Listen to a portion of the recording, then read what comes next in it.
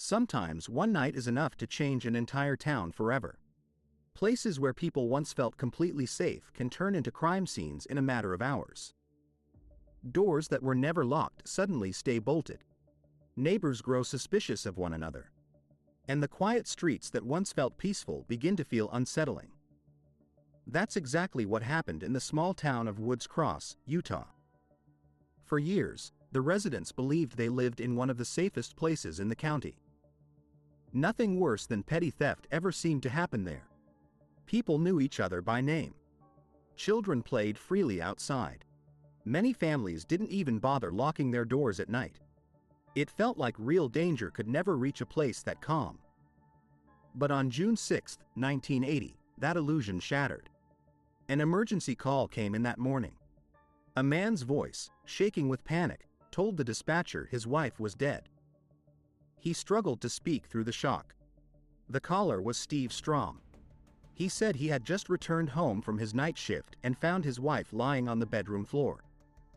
The night before, according to him, everything had seemed normal. When officers arrived, the house was already secured.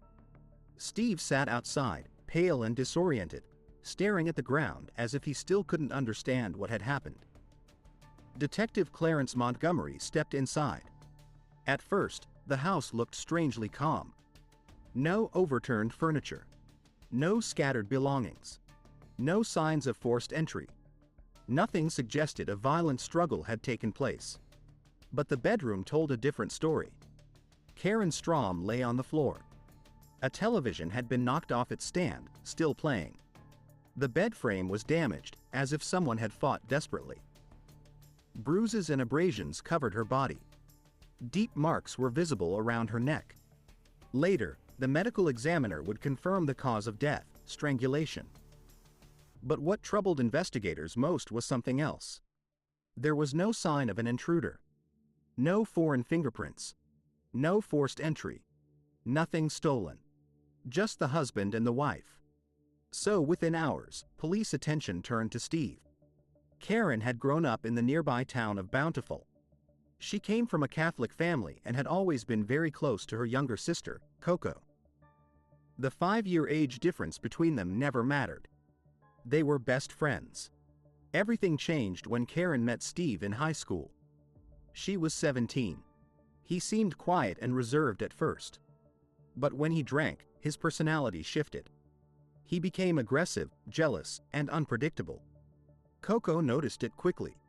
At first she liked him, but soon she began to worry about her sister. She didn't like the way he spoke to Karen or how easily he lost his temper. Still, Karen married him right after graduation in the summer of 1973. They moved into a small house in Woods Cross. From the outside, their life seemed normal. Karen worked at a government office. Steve was a mechanic at a local aircraft plant, usually on the night shift. They had steady jobs, a home, and plans for the future. To many, they looked like a typical young American couple. But behind closed doors, things were different. Over time, Steve grew more irritable. He started arguments, became controlling, and sometimes physically abusive. Years later, Coco would say she had seen bruises on her sister more than once. Karen tried to hide them under clothing and makeup. But the people closest to her understood the truth. She was unhappy. After nearly 7 years of marriage, Karen decided she couldn't live that way anymore. A few months before the murder, she moved out and filed for divorce. She had begun seeing someone new, someone who treated her with kindness and respect. Being with him made her realize just how difficult her life with Steve had been. Still, she was afraid of her husband. Afraid he wouldn't let her leave peacefully. The night before the murder, according to Steve, they agreed to meet and talk. He claimed he wanted to fix their relationship. They had dinner together, returned home, and around midnight he left for work. Steve insisted he left Karen alive. But the autopsy told a different story. The estimated time of death was between 11 p.m. and 1 a.m., a window during which Steve could still have been home. That was the first major contradiction. Investigators also learned that earlier that day, Karen had told coworkers she was ready to finalize the divorce. She planned to tell Steve the marriage was truly over. In other words, it was the end. And Steve had a motive. Police questioned him several times. He cooperated, but his answers sounded uncertain. When he took a polygraph test, the results were negative. 2 months after the murder, on August 12, 1980, Steve was arrested. Investigators believed they had their killer. But in court, the case fell apart. Most of the evidence was circumstantial. The judge ruled it wasn't strong enough. Steve was released. For Karen's family, it was devastating. For the police, it was a dead end. The investigation slowed. Leads disappeared. The main suspect left town.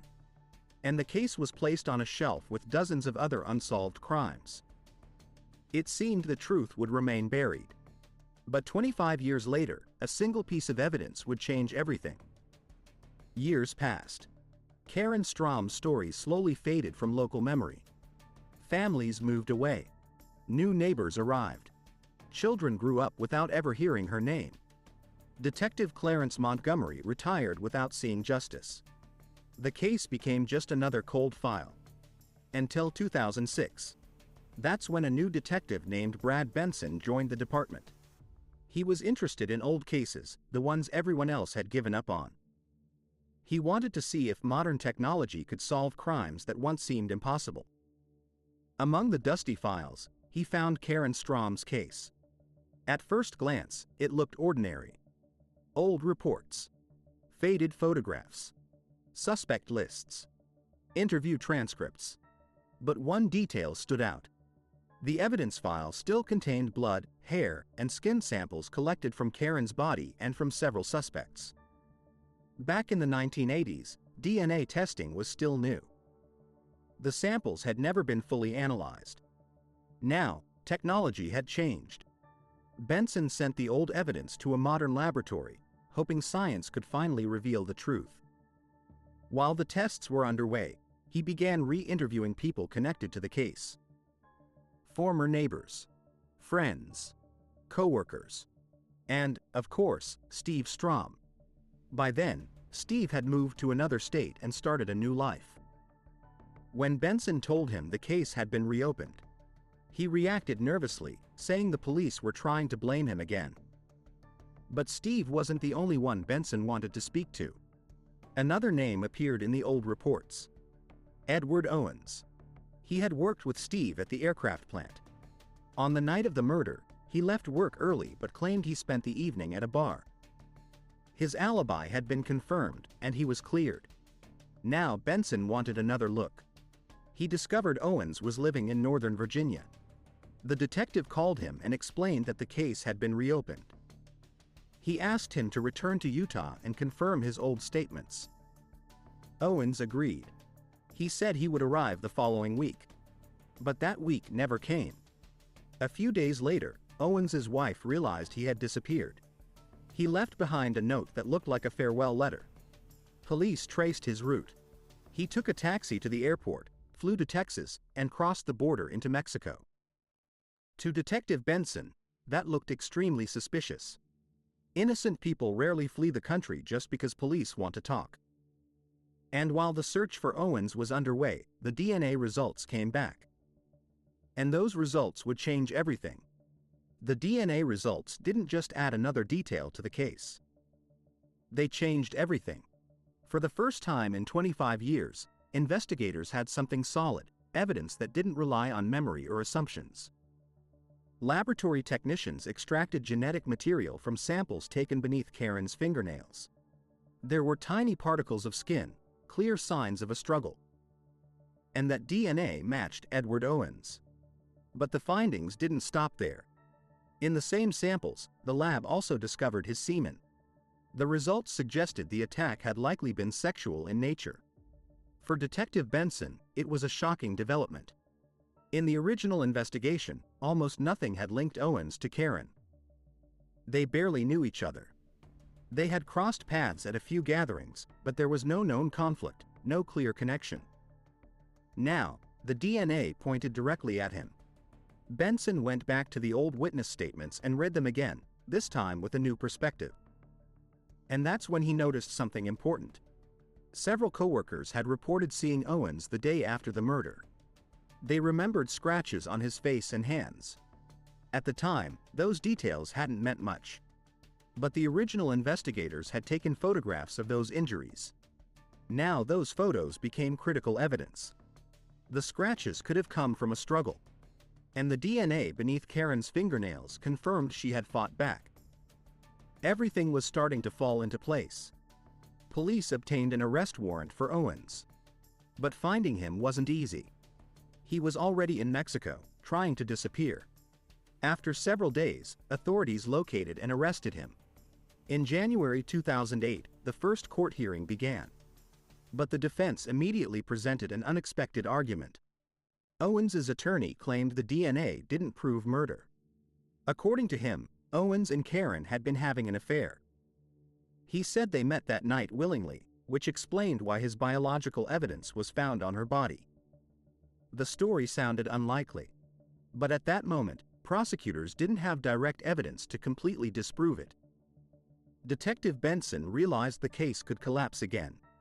So he asked the court for a delay. He needed time to verify the defense's claims and search for stronger evidence. Investigators returned to everything collected at the crime scene. They reviewed old photographs, forensic reports, and evidence logs. And soon, one small detail caught their attention. In a photograph of the underwear Karen had been wearing that night, they noticed tiny dark spots, what looked like dried blood. No one had paid much attention to them before. The underwear was sent to a lab for testing. The analysis took several months. But when the results came back, investigators finally had something the defense couldn't explain away. The blood on Karen's underwear belonged to Edward Owens. That meant there had been a physical struggle. It meant he had been injured while she fought to protect herself. The affair theory began to fall apart. Investigators returned to court with direct evidence: Owens's DNA beneath the victim's fingernails, his blood on her clothing, and old photographs showing the scratches on his body. The puzzle that had remained unsolved for 25 years was finally coming together. When the case returned to trial, prosecutors presented a clear and logical reconstruction of the crime. The DNA under Karen's fingernails, the blood on her clothing, the photographs of scratches on Owens's face and hands. All of it pointed to the same conclusion: a violent struggle had taken place, and Owens had been with her in the final moments of her life. The trial began again. This time, the jury had far more evidence than investigators had decades earlier. Prosecutors presented forensic results, witness testimony, and materials from the original investigation that now carried new meaning.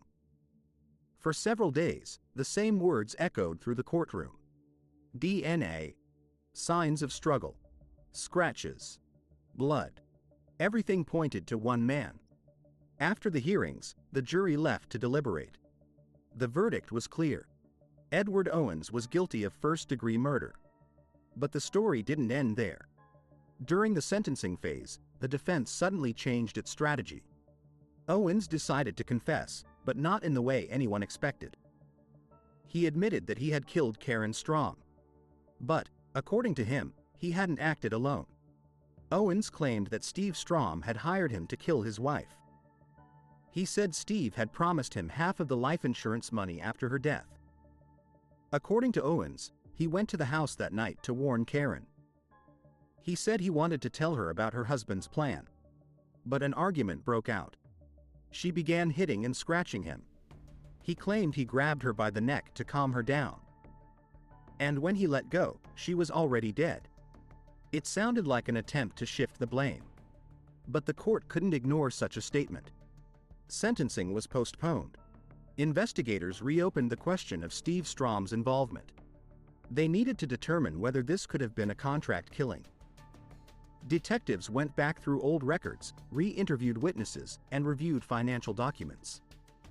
They searched for anything that might support Owens's story: money transfers, insurance discussions, threats, or suspicious behavior. But they found nothing. No proof that Steve had hired Owens. No witnesses who heard such conversations. No financial trail. Meanwhile, the physical evidence told a different story. The DNA, the blood, and the signs of a struggle all suggested the attack had been spontaneous and sexually motivated. Investigators concluded that Owens had acted alone. The contract killing claim was seen as a final desperate attempt to avoid punishment. Eventually, the court reached its final decision. Edward Owens was sentenced to life in prison, with the possibility of parole. His first parole hearing was scheduled for 2032. By then, he would be 82 years old.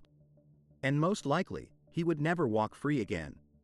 By the time the sentence was handed down, investigators had finally reconstructed what most likely happened that night. On the evening of June 5, 1980, Edward Owens left work around 8 o'clock and went to a bar with several coworkers. Witnesses later confirmed seeing him there. But at some point during the night, he quietly slipped away. Instead of returning to work, he drove to Karen Strom's house.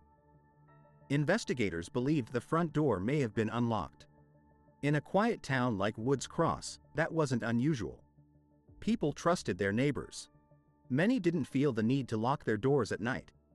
Owens was able to enter the house without forcing his way in. Inside, he encountered Karen. What happened next was reconstructed from the evidence left behind. Owens approached her, likely intending to make unwanted advances. Karen resisted. She fought back. She hit him, scratched him, and tried to get away. That's when the situation turned deadly.